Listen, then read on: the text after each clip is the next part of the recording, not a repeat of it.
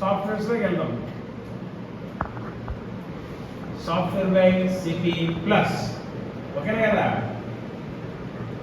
So రాగానే మీరు ఇక్కడ చూడండి కేబిఎంఎస్ ప్రో లైట్ అని ఉంది కదా,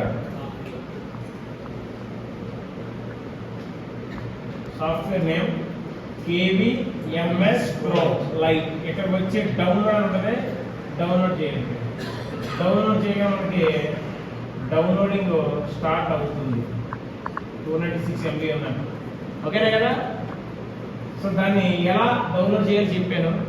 సాఫ్ట్వేర్ సైట్లోకి వెళ్దాం, సాఫ్ట్వేర్లోకి వెళ్దాం, కేబిఎంఎస్ ప్రో అంతే. సిపి ప్లస్ కి కంప్యూటర్ కానీ ల్యాప్టాప్ కానీ వాడే సాఫ్ట్వేర్ పేరు కేబిఎంఎస్ ప్రో. సో అది డౌన్లోడ్ పెట్టాను. డౌన్లోడ్ అయిన తర్వాత మనం ఇన్స్టాలేషన్ చేయాలి. ఎలా చేయాలో చూపిస్తాను.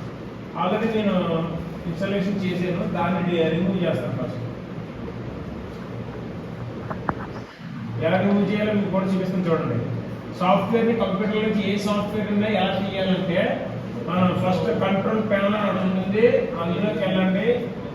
అన్ఇన్స్టాల్ ప్రోగ్రామ్ ఉంటుంది, దాన్ని క్లిక్ చేయండి. క్లిక్ చేయగానే మీకు మన కంప్యూటర్లో ఏ సాఫ్ట్వేర్ ఉన్నాయో ఆ సాఫ్ట్వేర్ దేనో సెలెక్ట్ చేసి డబుల్ క్లిక్ చేయండి. అన్ఇన్స్టాల్ అడుగుతుంది, ఎస్ కొట్టండి, మొత్తం పోతుంది.